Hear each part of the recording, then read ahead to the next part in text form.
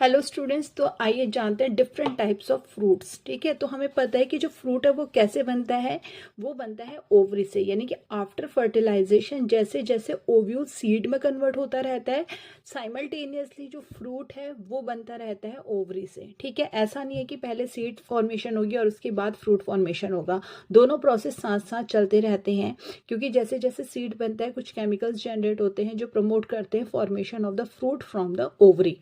Now जो ovary की wall होती है, ठीक है, उसे कहा जाता है, वो किस में डेवलप हो जाती है, पेरिकार्प में। ठीक है, एनीवेज नाउ कितने टाइप्स के फ्रूट्स होते हैं, तो फ्रूट्स होते हैं दो टाइप्स के, true fruits and false fruit.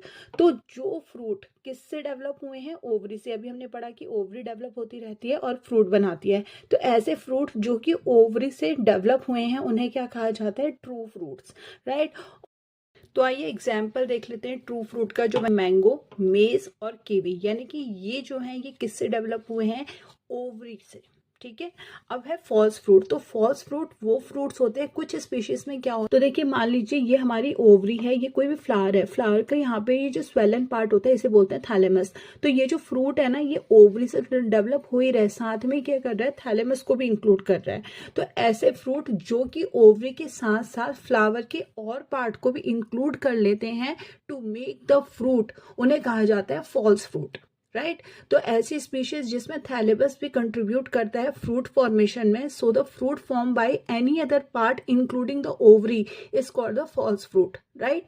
अब जैसे इसके एग्जांपल हो जाएंगे एप्पल, स्ट्रॉबेरी। आपके एनसीईआरटी में एप्पल का एग्जांपल दे रखा है, स्ट्रॉबेरी का दे रखा है, तो इसमें थैलेमस पार्ट जो होता है वो भी फ्रूट फॉर्मेशन में हेल्प करता है।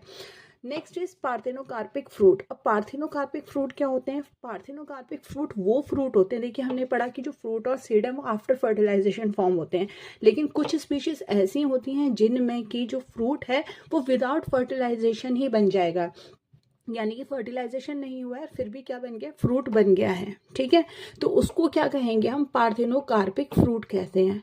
और इसका एग्जांपल क्या है, बनाना। देखिए बनाना में सीड नहीं होता है क्योंकि अभी फर्टिलाइजेशन हुआ ही नहीं है, और फ्रूट बिना फर्टिलाइजेशन के बन गया है, तो सीड तो अभी बना ही नहीं है ना, उसमें ओव्यूल ऐसा का ऐसा ही है, अनफर्टिलाइज्ड है।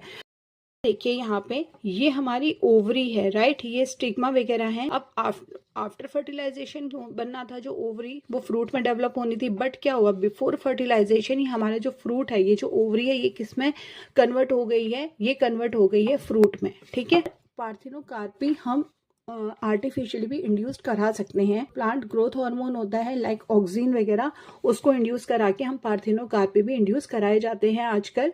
तो उसका एग्जाम्पल है सीडलेस टमाटो।